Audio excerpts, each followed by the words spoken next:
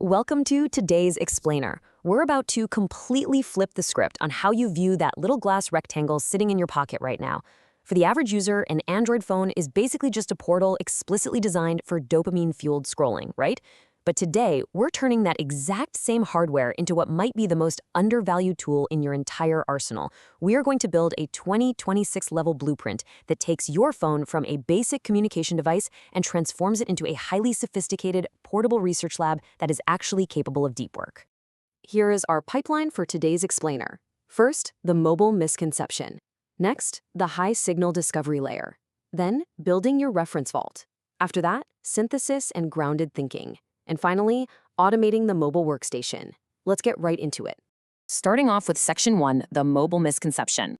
We really need to start by tackling the elephant in the room here. There's this huge, stark contrast between treating a phone as a pure distraction machine, the doom scrolling, the reactive notifications, the endless passive consumption, and treating that exact same device as a professional-grade research powerhouse. Most people, they just use their screens to react to things. But to transition into a modern researcher, or honestly just a deeper thinker, you have to optimize for high-density information processing.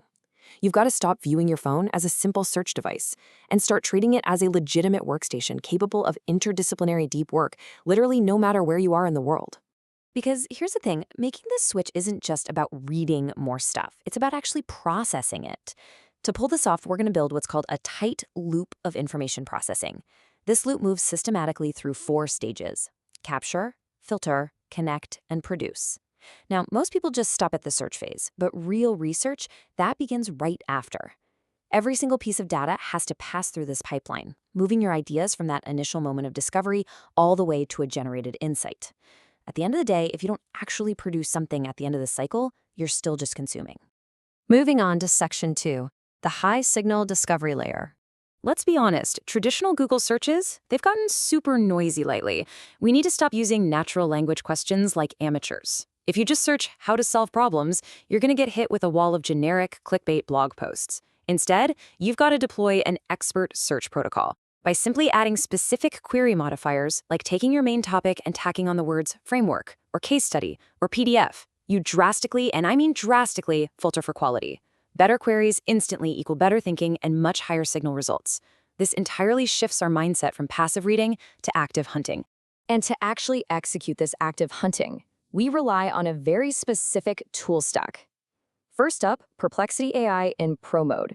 This acts as your main literature review hub, giving you real-time answers with actual inline citations to peer-reviewed journals. Next, we are completely replacing mindless social media scrolling with the R Discovery app. It's basically an academic feed that uses AI to recommend highly relevant abstracts. To glide right past those annoying institutional paywalls, we pair Firefox for Android with the Lean library extension. And for the true power users out there doing serious investigative research, we use Ternux. It's a terminal emulator that lets you run mobile, open-source intelligence tools directly from the command line. It practically turns your phone into an ethical intel-gathering device. All right, let's look at Section 3, building your reference vaults. A research machine is honestly only as good as its memory, right? And let's face it, never trust your own brain for this stuff. Capture has to happen immediately. We use Zotero, or specifically the mobile app Zoo for Zotero, as the absolute gold standard for saving citations on the fly. For active reading, Readwise Reader is amazing because it lets you highlight dense PDFs right with your thumb. But what about the physical world?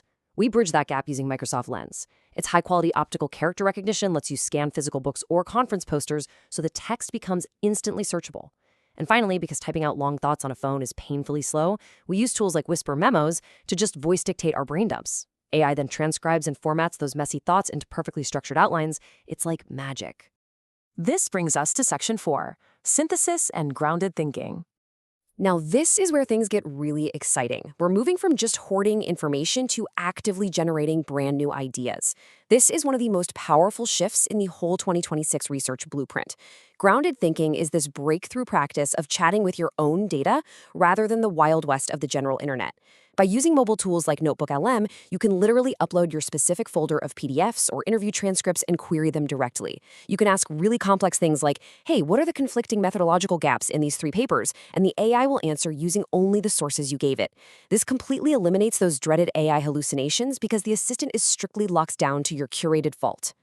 Combine that grounded thinking with an incredibly powerful synthesis stack, and you've got a game changer. Think about the current audio revolution. With Gemini's Podcastify feature, you can take a dense 30-page PDF and instantly convert it into a 10-minute conversational audio summary to listen to on a walk. You can also use Speechify to speed read academic papers by ear at 2 to 3 times normal speed while you commute. But the real magic, that happens in your note-taking systems. We use Obsidian to build a second brain, utilizing its mobile graph view to visually link concepts together and foster those interdisciplinary insights. Meanwhile, Notion serves as your highly structured database for tracking reading lists and literature reviews. But hey, remember this absolutely crucial point during your synthesis phase? Just reading something is not research. To truly process high-density information, your synthesis has to adhere to the Feynman technique. Within your Obsidian Vault, you must actively force yourself to explain complex concepts in your own words. Seriously, if you close the paper and cannot explain it simply in your notes, you do not actually understand it. Output is your proof of understanding. And finally, Section 5, automating the mobile workstation. So, having the right tools is awesome, but to actually execute deep work effectively on a tiny 6-inch screen, we have to exploit Android's hardware-software synergy to completely bypass the limits of a small display. We do this through app pairing. You can use your phone's multitasking capabilities to create saved pairs right on your home screen for instant one-tap research sessions. Need to write? Just tap the writer pair to instantly launch Obsidian on top and your Zotero reference manager on the bottom. Doing a literature review? Tap the Analyzer pair to snap Perplexity AI right next to your secure browser. It removes literally all the friction of swapping back and forth between apps.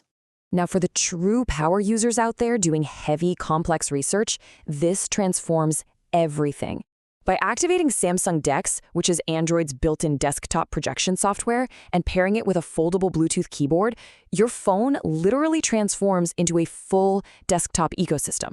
Just plug your phone into any monitor, and boom, you get a windowed desktop interface that is perfectly capable of comfortably managing 15+ open tabs at once. The invisible desktop is already right there in your pocket. To build a completely bulletproof environment, the true digital productivity strategist knows that willpower is a finite resource. A research machine needs to be quiet.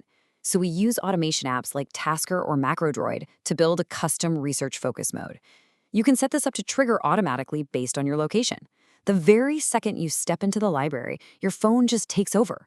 It silences all non-urgent notifications, shifts into dark mode to save battery for long sessions, and automatically launches your primary reference manager.